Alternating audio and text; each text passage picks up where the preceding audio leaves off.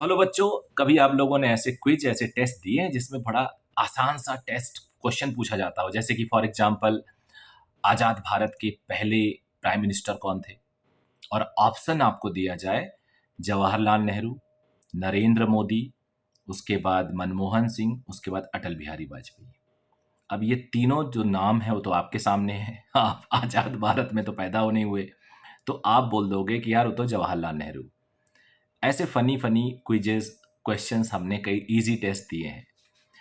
हालांकि एक व्यंग है मेरा कि आप पेपर को इतना इजी क्यों बनाते जा रहे हो। सिलेबस कट करने की क्या ज़रूरत आ गई? हो सकता है टेक्निकल रीजन हो सकता है एक्सपर्ट कमेटी ने बताया हुआ, तो ज़्यादा मैं कमेंट नहीं करना चाहता। लेकिन मैं आपको बता दूं कि सिलेबस आसान होने से क्या फ़र्क पड़ेगा, क्या नहीं फ़र्क पड़ेगा, क्या आपको सेलिब्रेट करना चाहिए, तैयारी कैसी करनी चाहिए। तो इस वीडियो में मैं 3-4 पॉइंट्स आपसे लेके डिस्कस करने वाला हूँ। पहला पॉइंट है सिलेबस कट करना, मतलब डिलीटेड चैप्टर्स की वजह से आपको क्या फ़र्क पड़ेगा, कंपटीशन पे क्या फ़र्क पड़ेगा। दूसरा, आपकी तैयारी कैसी होनी चाहिए। तीसरा, कि कट ऑफ पे क्या इसका असर जाएगा। तो तीनों बातें हम लोग इस वीडियो में करने वाले हैं। सबसे पहले स्टार्ट कर लेते हैं कि आपका रिएक्शन कैसा होना चाहिए, आपको कैसा लगा। तो मेरा मानना है कि आज आप देख रहे हो 715 मार्क्स लाने के बाद भी यू आर नॉट श्योर कि you are going to get AIIMS Delhi और नॉट। कहीं ऐसा ना हो इस प्रोसेस में, क्योंकि आपको पता है सीरियसनेस टॉप बच्चों में तो बढ़ ही रही है, कुछ परसेंट आप स्टूडेंट में तो बढ़ रही है। दे आर वेरी सीरियस और वो अच्छे से पढ़ाई कर रहे हैं। पढ़ाई के रिसोर्सेज भी काफ़ी अच्छे हो गए हैं, टीचर्स भी बाकी में काफ़ी मेहनत से पढ़ा रहे हैं। कंपटीशन ज़्यादा है, हर कोचिंग चाह रहा है उसके यहाँ से बच्चा टॉप करे, हर टीचर बेस्ट अपना देने की कोशिश कर रहा है। इन सब माहौल में बच्चे का फ़ायदा हो रहा है।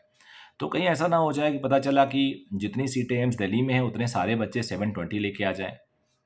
अब पता चले कि उनकी मेरिट बने लक के बेसिस पे कि किसने बाय सबके तीनों सब्जेक्ट में भी नंबर सेम है। तीनों सब्जेक्ट में नंबर सेम है, तो ये क्राइटेरिया तो गया। आपको पता है इसके बाद क्राइटेरिया होता है नंबर ऑफ अटेम्प्ट्स किसके ज़्यादा है। पता चला वो भी मैच कर गया, तो नंबर ऑफ किसके किसके पापा की एज ज़्यादा है, किसके मम्मा की एज ज़्यादा है, किस बच्चे की एज ज़्यादा। ये सारे डिफरेंट डिफरेंट क्राइटेरियाज होते हैं अगर टाई होने पे सिलेक्शन के। तो पता चले लक का खेल हो गया यार एम्स मिलना। तो पता नहीं, ऐसा लग रहा है मुझे इसी पे तुले हुए हैं बच्चों का। जहाँ तक सवाल है कि उनको क्या करना चाहिए, सेलिब्रेट करना चाहिए कि नहीं करना चाहिए इस सिलेबस पे। तो पहली बात तो सिलेबस को बहुत क्लियरली आप देख लीजिए, जो एनसीईआरटी न्यू आई है उसी पे बेस्ड है। बायोलॉजी में ज़्यादा फ़र्क डालता है ये सब चीज़ें, और बच्चों के लिए थोड़ा आसान तो कर ही देता है। देखो, अगर आपको 10 चैप्टर पढ़ना है, अब 8 पढ़ना होगा फॉर एग्जांपल, तो नेचुरली अब आप 20% रिड्यूस पे आ गए। ऐसे ही 1-2 टॉपिक आउट ऑफ 30-40 टॉपिक हटाने से भी आप 2-3% के रिडक्शन पे आ जाते हो। तो एक क्विक रिलीफ तो लगता है, मेंटल रिलीफ तो लगता है।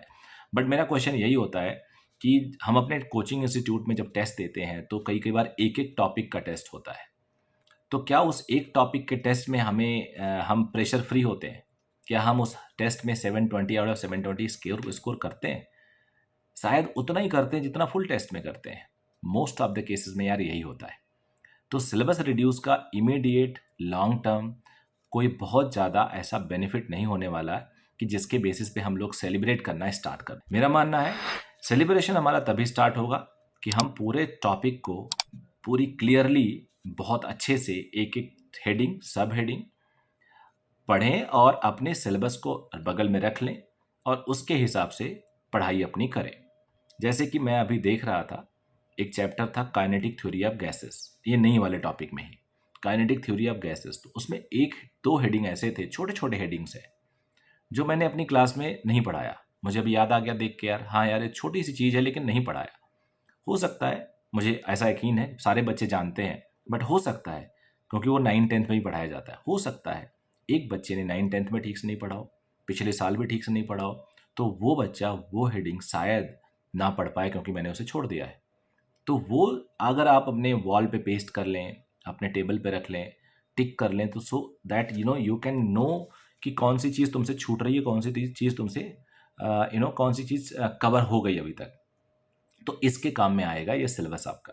मैंने पिछले साल के सिलेबस, यानी जो इन्फॉर्मेशन ब्रोशर में करीब 65 पेज नंबर से दिया हुआ है सिलेबस शायद, उसको इस बार जो पीडीएफ एनएमसी का वेबसाइट आया, पहली बात तो वेबसाइट बड़ी मुश्किल से खुला यार, कल से ट्राई मार रहा हूँ, अभी खुला और उसके बाद वो क्लिक नहीं खुल रहा है जिसमें लिखा हुआ सिलेबस अपडेट, लेकिन मैं मान के चल रहा हूँ सही है क्योंकि लिखा हुआ था। तो उस सिलेबस को दोनों को कंपेयर कर लीजिए। मेरे बायोलॉजी के कई टीचर्स ने बताया है क्या क्या चीज़ें हट गई हैं, डिलीट काफ़ी चीज़ें बताई हैं उन्होंने। उन्होंने ये भी बताया है केमिस्ट्री में भी hydrogen S block metallurgy, physics मैंने खुद देखा है, एक्सपेरिमेंटल फिजिक्स काफ़ी ऐड हो गया है। तो एक्सपेरिमेंटल फिजिक्स भी आपके सामने आएगा, मेरे सामने ही है, मैं बता देता हूँ कुछ कुछ पॉइंट। तो काफ़ी ज़्यादा है, एक्सपेरिमेंटल स्किल करके नाम से है, और ये करीब करीब 20 एक्सपेरिमेंटल स्किल आपको, 18 है एक्सपेरिमेंटल स्किल आपको सीखनी होंगी, और ये आपको आनी चाहिए यार, क्योंकि डायरेक्ट क्वेश्चन आएंगे, बहुत आसान क्वेश्चन आएंगे। तो मेरा यही मानना था कि जब इसका कट ऑफ पे कोई खास असर नहीं पड़ेगा, कुछ खास क्या, कुछ भी नहीं पड़ेगा यार, खास बोल दूंगा तुम्हें लगेगा खास तो है ना सर, कुछ तो है, कोई असर नहीं पड़ेगा। कॉम्पिटिटिव एग्जाम हमेशा रिलेटिव परफॉर्मेंस को देखता है। कॉम्पिटिटिव एग्जाम हमेशा देखता है कि कितनी सीटें हैं, कितने एस्पिरेंट्स हैं, और ऊपर से जितनी सीटें उतने बच्चे को ले लो, दैट्स ऑल। कॉम्पिटिटिव एग्जाम में चाहे 1 चैप्टर हो, चाहे 10 चैप्टर हो, चाहे 500 चैप्टर हो, कोई फ़र्क नहीं पड़ता। हाँ, अगर 500 चैप्टर होगा तो शायद सब लोग सिलेबस ही ना पूरा कर पाएँ, आधे वैसे ही हार मान लें। लेकिन चैप्टर अगर एक ही दिया जाए ना, तो भी आप देखेंगे उसमें भी परफेक्शन यानी 100% कुछ ही लोगों का आएगा, बाकी सब उससे नीचे ही होंगे। तो यहाँ पे थोड़ा-सा, मुझे एक बच्चे ने कमेंट किया, बड़ा अच्छा लगा मुझे कमेंट, कह रहा है सर ये तो इतना आसान कर दे रहे हैं, कुछ दिन बाद AIIMS Delhi Delhi will be the matter of luck. तो हो सकता है, ऐसा भी हो सकता है, AIIMS Delhi will be the matter of luck, क्योंकि जब ऐसे ही हो रहा है तो हो सकता है सारे बच्चे 100 150 बच्चे 120 लेके आ जाएं।